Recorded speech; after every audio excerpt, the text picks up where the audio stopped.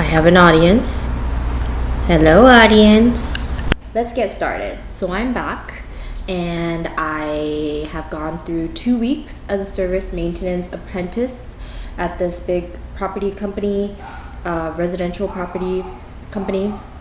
And so far, so good. A lot of like little things, little fixes, but I've never really learned about electrical things, but I've been able to do that. I changed out a doorbell, I changed out a light switch, I changed out a ceiling light, like a regular dim light to a regular light switch. You know, just learning how wires touching certain wires activates lights. So that was totally new that I know how to do now.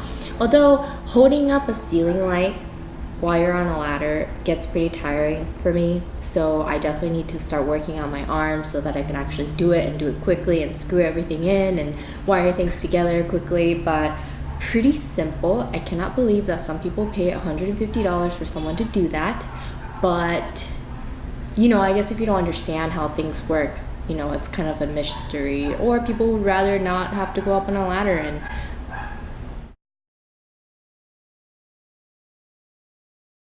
we were provided a power drill, which is insane. We didn't have to pay anything extra. Obviously, I'll have to, you know, give it back to them when I quit. But we were provided a power drill, which has been really, really helpful. I've been kind of like hesitant in using mine just because I wasn't used to using a power drill. But now that I've been getting a lot of practice using the work one, I feel more comfortable using this to hurry up and like screw in ceiling lights or put things together, whatever. I have been doing a little bit of painting and touch-ups, so a dust mask or any kind of mask really has been useful.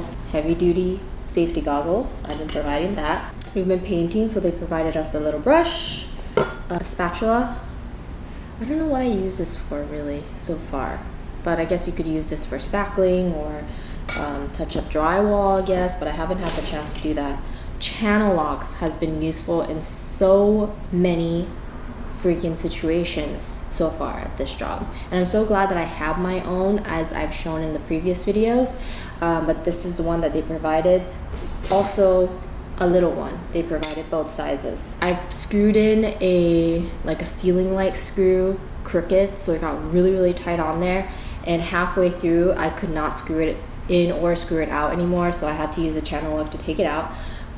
To take out a tub valve stem, channel locks was really useful in that. And then they also use channel locks to rekey things. It's just the most useful tool I never really thought about until, you know, working every day on the job. They provided us with a measuring tape. This is a 30-footer. Like I said, we do like touch-ups on paint, so they provided us with a ruler and a, I don't know what to call this battery for my power drill, a hammer. I had a wonderful opportunity. I almost gave up on myself, but I used the inside of a 6-in-1 screwdriver, and well, actually I used the end of it first, but to get the pin off of a door hinge to apply WD-40 because it was a really squeaky door. But the very last door hinge was super low to the ground that I couldn't get a screwdriver underneath. So I just took it off like this and then hit the hammer like that in order to get the pin out a little bit and applied WD-40, and the door was no longer squeaky. It was, yeah, insane. Insane to me because, I don't know, I'm just not. It just seems so simple.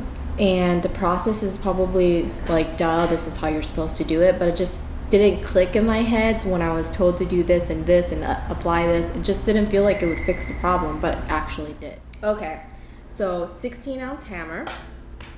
I also have, obviously, the charger for the power drill. I'm kind of all over the place, but whatever.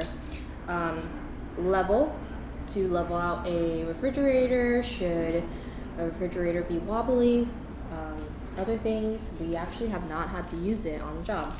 I have the little strainer for the sink.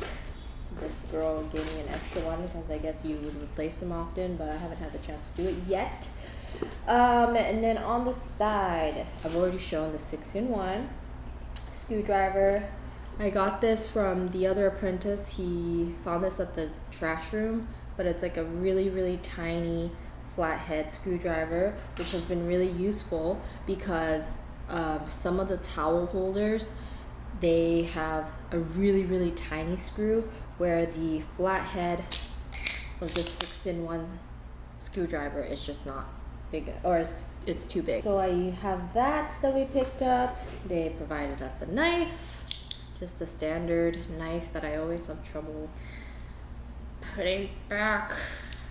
And then these tools were all brand new, by the way. And then to check a Gfci outlet, we have this. Basically, you plug it into an outlet. If these two lights come on, then that means everything is working correctly. You push this button to reset it, to make sure that it does turn off and it turns on when you press the test button again. I also learned that when you have a Gfci outlet and that third prong is up at the top, that means that there's a light switch connected to that outlet somewhere. And that indicates that it's activated by that switch, not just by plugging something in. So we have this.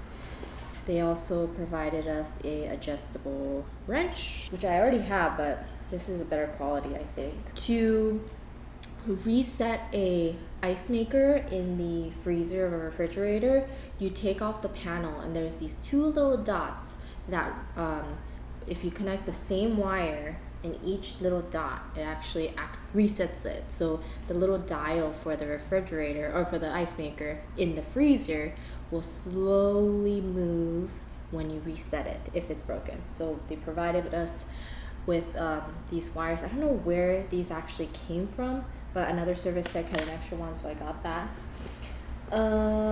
Okay, this has been really useful. A hex key of all different sizes. And what did I use this for? We've used this for the shower valve. The handle of the shower valve actually screws on with the hex key. I think like maybe the second one, I believe. So this has been really useful. And then I think some towel holders also take a hex key to take out the screw underneath. And then other things, we have wire cutters of different sizes indicated here that I haven't been able to use yet. I think as we continue on in the program, we will learn other like more complicated skills in electrical, and I'll be able to use this, but I haven't had the chance. And Needlenose pliers, these have been really useful as well, so I definitely need to pick up my own. They have been really useful in, you know, changing out the ceiling light fixtures, reconnecting wires, just kind of, we've used it in other ways too, so it has been really handy in that. Totally worth the money, need to pick up my own. And I think that's it that they provided, which is quite a lot for free.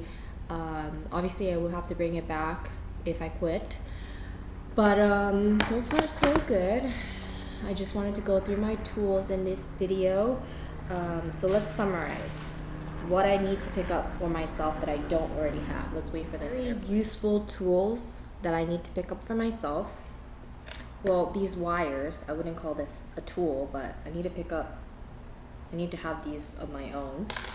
Wires, Needlenose pliers. I also need to get, where is it? Oh, I already have channel locks. So I would say channel locks if I didn't already have them. Oh, this combination or variety size hex key. And I think that might be it. Oh, I don't know if I even have to pick this up. I think I might be able to keep this because the other person found it from the trash. So a very tiny flathead screwdriver and this.